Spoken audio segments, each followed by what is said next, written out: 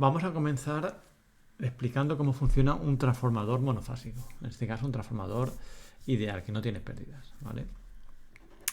Un transformador se compone de dos devanados enrollados sobre un núcleo ferromagnético común, ¿vale? Como esta figura de aquí. Por el devanado primario se hace circular una corriente alterna, ¿vale? Que esa corriente alterna genera dentro del núcleo ferromagnético un campo magnético también alterno, ¿vale? Como el núcleo ferromagnético es común al devanado secundario, también ese flujo magnético o ese campo magnético pasa a través del devanado secundario. Y en este devanado secundario, sin ser demasiado específicos, lo que hace es generar una fuerza electromotriz inducida, que lo que se traduce es en una tensión también alterna, igual que en el primario. Ambas tensiones estarán en fase, ¿vale? Estarán en la misma fase, y la relación que habrá entre una tensión y otra depende del número de vueltas que tenga cada devanado. Es decir, la relación entre el número de vueltas en el devanado primario y en el devanado secundario será la misma que la relación entre la tensión en el devanado primario y en el devanado secundario. ¿Vale?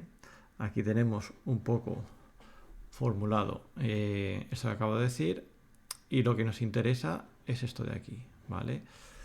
Que la tensión en el primario dividido entre la tensión en el secundario es igual al número de vueltas en el primario dividido al número de vueltas en el secundario. A esta relación se le conoce como relación de transformación del transformador, ¿vale? Y es uno de los parámetros clave del transformador. Se representa normalmente con la letra M, ¿vale? Como estamos hablando de un transformador ideal, no va a tener pérdidas, es decir, toda la potencia que entra por el primario tiene que salir por el secundario. Si ponemos esto numéricamente, ¿qué quiere decir? Que la misma relación de transformación que tenemos en las tensiones es la inversa de la relación de transformación que tenemos en las corrientes, ¿vale? Fijaos que la relación de transformación M para las corrientes es la relación entre la corriente en el secundario entre la corriente en el primario. ¿Esto qué quiere decir?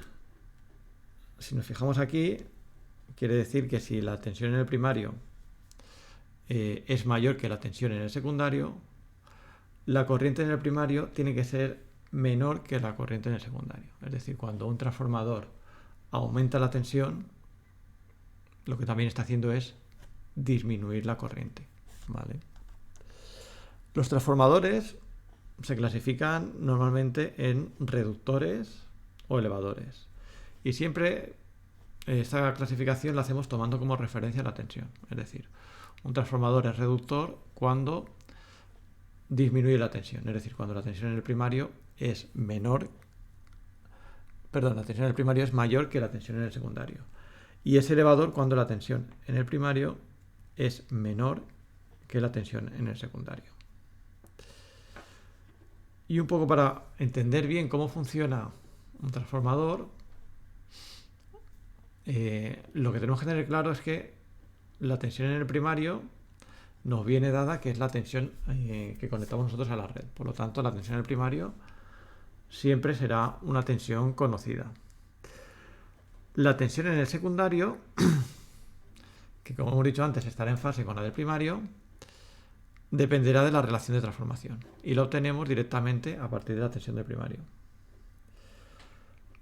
Después, la intensidad que circule por el secundario dependerá de la carga que tengamos en el secundario. Es decir, si tenemos una carga muy alta, pues la intensidad será baja, ¿vale? Aquí sería aplicar la ley de Ohm al secundario.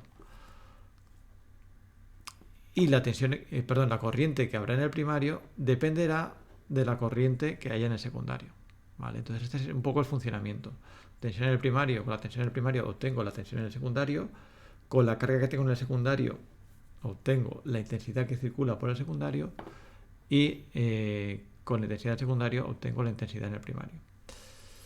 Decir que el desfase que hay entre la tensión y corriente del secundario va a depender de la carga. En función de la carga, lo inductiva o capacitiva que sea, pues tendré un desfase entre tensión y corriente. Y decir también que las intensidades en el secundario y en el primario están en fase, ¿vale?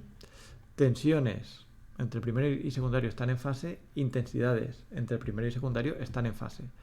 Lo que no están en fase es tensiones e intensidades. Dependerá de la carga que tenemos en el secundario para saber el desfase que tienen.